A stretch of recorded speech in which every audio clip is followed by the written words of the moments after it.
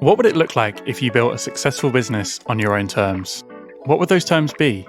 What traditional business norms would you embrace? What would you put to one side? And how would you leave your mark on the world? This is Small Business Big Lessons.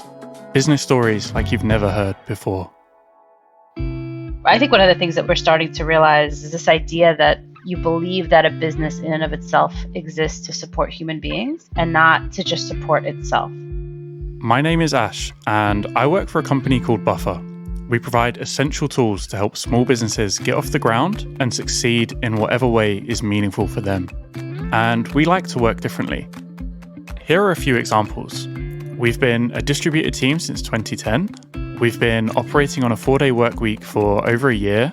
We make much of our financial data public, including revenue and salaries.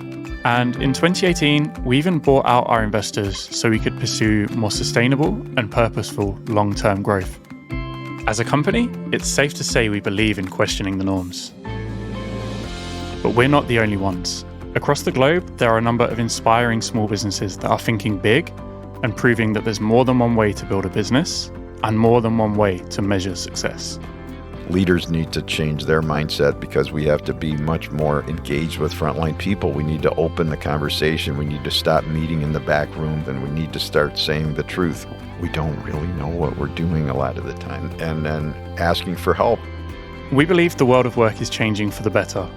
And we also believe that small businesses are driving that change, showing that it's possible to grow a business, make a profit, find meaning, and do a little good along the way.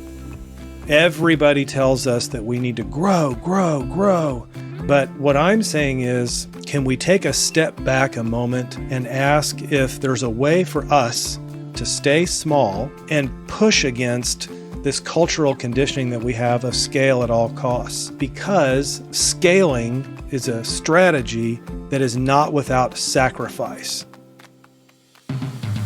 In this series, we'll be going on a journey to understand how great work happens. We'll be telling the stories of 8 unique businesses and meeting the incredible people behind them, examining how they're doing things differently and what we can learn from their journeys. We've got quite good at making decisions because they make sense to us. Actually saying what feels right to us, what do we think is the right thing to do here? And then staying true to that. So keeping all of our decisions truly in line with our vision and truly in line with our values. We do that all the time now. We're going to share the success stories you don't often hear. Stories of entrepreneurs charting their own path and challenging the culture of growth and profit above all else.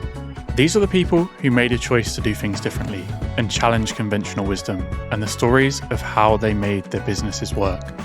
You're supposed to get big as possible. And they say, no, I want to be as great as possible. Be sure to subscribe to Small Business Big Lessons wherever you get your podcasts, and you'll be the first to hear about new episodes as soon as they're released.